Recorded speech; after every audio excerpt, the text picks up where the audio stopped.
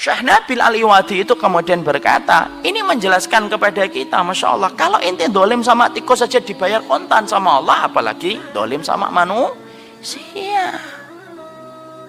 Jangan dolim. Berat ente kalau kemudian dolim. Yang berat itu bukan rindu, dolim itu berat.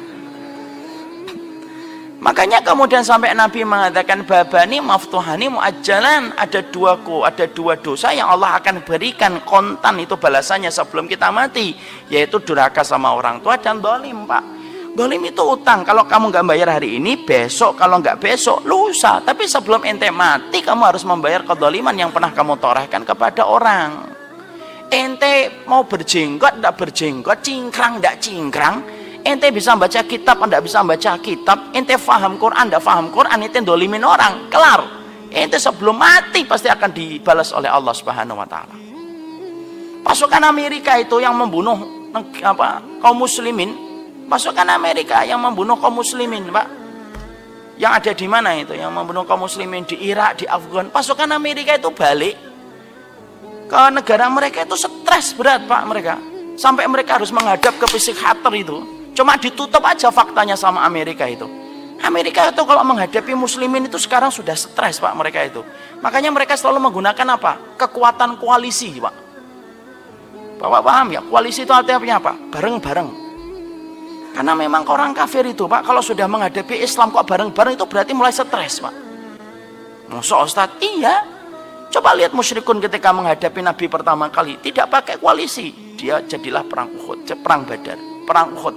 Tapi ketika sudah mendapati Islam semakin kuat, akhirnya ada perang Ahzab. Perang Ahzab itu disebut apa? Koalisi. Pulang-pulang stres dia. Itu menunjukkan kepada kita jangan dolimin orang, Pak. Dan maaf, kedoliman itu sebenarnya ada dua. Ada orang yang dolim dengan tangannya, ada yang dolim dengan kakinya, sebagaimana preman di Kampung Rambutan dan di Pulau Gadung. Ada orang yang dolim itu dengan lesannya. Yang lahirnya di masjid, lahirnya di tempat taklim, tapi kemudian dia dolim sama orang lain. Alah ya Allah, ngajinya kita aja belum tentu diterima, ente sudah dolimin orang. Tidak cocok sama Ustadz, wajar, tapi tidak usah kamu dolimin orang itu. Kalau ente sudah siap untuk mendolimi orang, siapin berkas. Nanti kamu akan berhadapan dengan dia kelak di hadapan Allah, dan itu berat. Dan itu berat.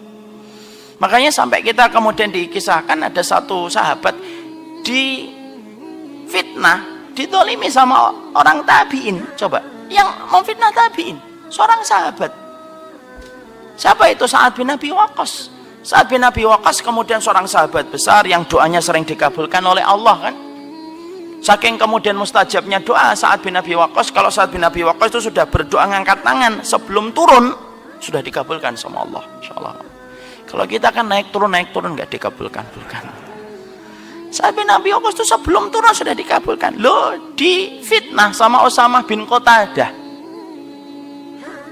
Di fitnahnya apa? Ini tidak becus kalau ngimamin sholat. Tidak paham masalah sholat, tidak ngerti dia. Nyampe itu ke telinganya Sa'ad bin Abi Waqqas, nyampe juga kepada Umar bin Khattab. Saat itu Sa'ad bin Abi Waqqas juga menjadi gubernur di Kufah, Pak. Maka kemudian Sa'ad bin Abi Waqqas kemudian akhirnya mengangkat tangan. Ketika beliau mengangkat tangan, maka kemudian beliau cuma berdoa 3, ya Allah timpakanlah kepada yang memfitnah saya, kalau dia riya mencari sesuatu selain engkau, ya Allah ada sesuatu yang dia cari selain engkau, maka timpakanlah dia 3 perkara. 1, miskinkan. Terus 2, jadikan umurnya panjang. 3, kasih fitnah sebelum mati, Pak. Dan 3-tiganya dikabulkan oleh Allah. Ibarat sinetron itu ada suara petirnya, jeder, 3 langsung. 3-tiganya dikabulkan oleh Allah, Pak. Usamah bin Qatadah yang memfitnah Sa'ad bin Abi Waqqas itu, lalu kemudian miskin terus, panjang umurnya, bahkan kemudian ketika sebelum mati, kesukaannya apa? Godain perempuan yang lalu lalang di pinggir jalan. Sampai ditanyakan kepadanya, loh ente itu sudah tua, alismu itu sudah beruban, masih godain perempuan?